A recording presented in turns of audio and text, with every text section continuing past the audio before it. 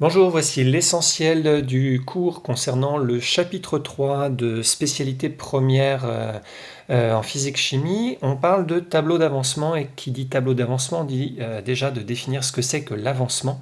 Et bien comme son nom l'indique, l'avancement nous permet d'exprimer comment la réaction avance. Alors concrètement, c'est une grandeur qui va être notée x, qui s'exprime en mol, et qui va donc nous permettre de décrire l'évolution des quantités de matière. Elle s'exprime en mol, c'est bien l'unité d'une quantité de matière, donc quantité de matière de l'ensemble des espèces chimiques qui sont présentes dans le système, réactifs et produits. Cet avancement, c'est une grandeur donc qui va évoluer d'une valeur initiale correspondant donc à l'état initial qui vaut 0, ce qui veut bien dire que si l'avancement est nul, eh bien la réaction n'a pas commencé, jusqu'à une valeur finale qui est notée xf et qui correspond donc à l'état final. On voit que la progression entre l'instant initial, la valeur initiale et la valeur finale ne se fait pas de manière linéaire, mais c'est une évolution qui est beaucoup plus rapide au début et puis qui s'atténue petit à petit pour atteindre cette valeur xf maximale. Il existe deux situations possibles, l'une qui va être majoritairement rencontrée en classe de première, c'est l'arrêt d'une réaction lorsque l'un des réactifs a totalement disparu. C'est une notion que vous avez déjà vue en classe de seconde. Ce réactif qui disparaît le premier s'appelle le réactif limitant. Pour atteindre ce cas particulier, eh bien, il faut que la réaction soit totale, ce qui n'est pas toujours le cas, vous le verrez peut-être davantage en classe de terminale. Si la réaction est totale, eh bien, ça veut dire que dans la réalité, l'avancement final correspond à un maximum. Le maximum, c'est quand l'un des réactifs a totalement disparu.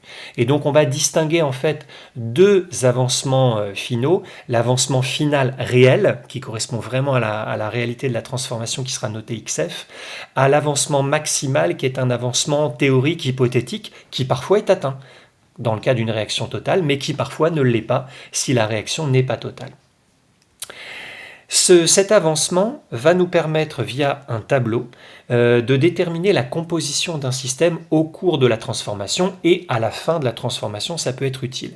Le plus simple, c'est de partir d'un exemple. Donc, on va s'intéresser à la combustion totale de 4 mols de méthane, formule CH4, avec 6 mols de dioxygène de formule O2. Dans la première ligne du tableau, vous voyez apparaître l'équation qui matérialise cette transformation et elle a été ajustée, équilibrée, donc en mettant les coefficients stoichiométriques 2 devant le dioxygène et devant la molécule d'eau. Pour compléter le tableau, eh bien, on va exprimer les quantités de matière, soit directement avec les valeurs numériques, si on les connaît, soit de manière littérale, si dans un premier temps on ne les connaît pas. On indiquera donc par exemple un petit n, quantité de matière entre parenthèses de CH4, si on veut parler de la quantité de matière de CH4. Ici, on connaît la valeur numérique. On sait qu'il y a 4 mols de méthane, donc on va indiquer 4,0 concernant donc colonne CH4 et pour la ligne l'état initial. Concernant le dioxygène, il y a un coefficient 2 qui pourrait faire penser qu'il faut multiplier par 2 la valeur indiquée, mais pas du tout. Le coefficient 2 signifie que pour une mol de méthane, il y a 2 mols de dioxygène qui vont réagir. Donc on est sur la vitesse de disparition de ce réactif par rapport au précédent. Mais la vitesse de disparition n'est pas liée à la quantité que l'on a mis au départ. La quantité initiale, c'est ici 6 mols de dioxygène. Si on s'intéresse maintenant aux produits CO2 et H2O, initialement la réaction n'a pas encore commencé. On a donc 0 mol pour ces deux produits. À partir de l'état intermédiaire, là, la réaction commence.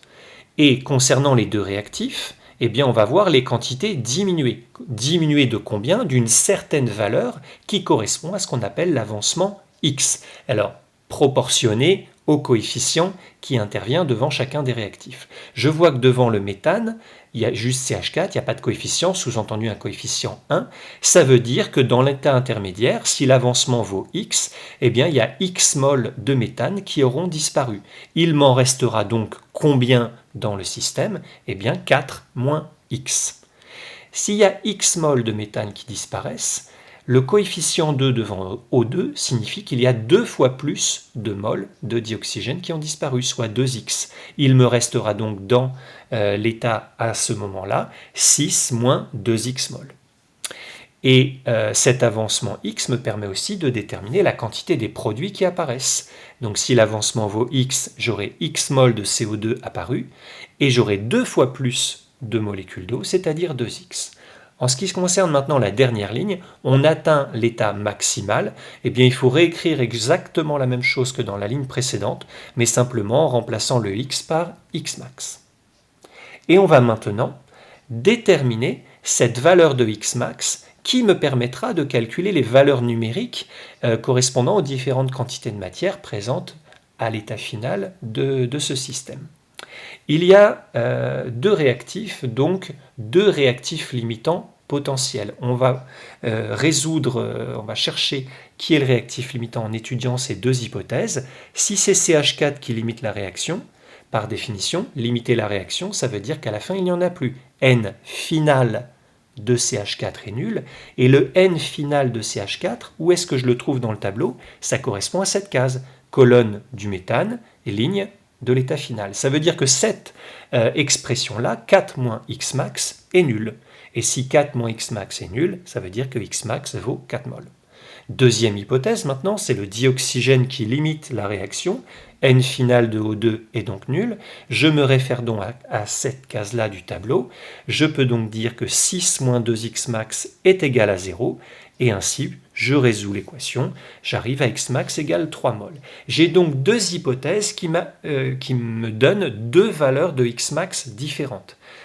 L'avancement, il est le même pour tout le monde. C'est l'avancement de la réaction. Donc là, il va falloir choisir la bonne des deux valeurs. Eh bien, la bonne valeur parmi les deux, c'est la plus petite d'entre elles. C'est-à-dire que la bonne valeur, c'est 3 mol. Et si la bonne valeur de Xmax, c'est 3 mol, c'est que le réactif limitant, c'est O2. Donc ça y est, maintenant j'ai trouvé Xmax, la bonne valeur de Xmax pour la réaction. Je vais pouvoir faire les 4 applications numériques me permettant de trouver les quantités finales de chacune des espèces chimiques présentes dans le système. Donc si Xmax vaut 3 mol, il me reste 1 mol de méthane. Évidemment, le dioxygène étant le réactif limitant, je retrouve le 0, c'est logique. Il se sera formé 3 mol de dioxyde de carbone et 2 fois 3 égale 6 mol d'eau. Il existe un cas particulier qu'on appelle le mélange stoichiométrique. Si je prends une équation de réaction totalement arbitraire, avec deux réactifs grand A, grand B, deux produits C et D, et j'ai ajusté l'équation avec les coefficients petit a, petit b, petit c et petit d. Eh bien, qu'est-ce que ça veut dire avoir fabriqué un mélange stoichiométrique? C'est quand on a placé les deux réactifs, c'est-à-dire A et B, de telle sorte que la quantité initiale du réactif A divisé par son coefficient A est égal à la quantité de matière initiale du réactif B divisé par son coefficient petit b. Si on respecte ces bonnes proportions, eh bien, le résultat, c'est que les deux réactifs vont être limitants. Les deux réactifs vont disparaître exactement en même temps, bien sûr, dans l'hypothèse toujours où la réaction est totale. Dans le cas de l'exemple précédent, eh bien, qu'est-ce que ça donne? Comme on a des coefficients 1 et 2, j'aurais fabriqué un mélange stoichiométrique si la quantité de méthane divisée par 1, autrement dit la quantité de méthane de départ, est égale à la quantité initiale de dioxygène divisée par 2, ce qui n'était pas le cas dans l'exemple précédent. On n'était pas dans un mélange stoichiométrique, mais il n'y avait qu'un seul des deux réactifs qui était limitant. Voilà, à très vite pour des exercices d'application.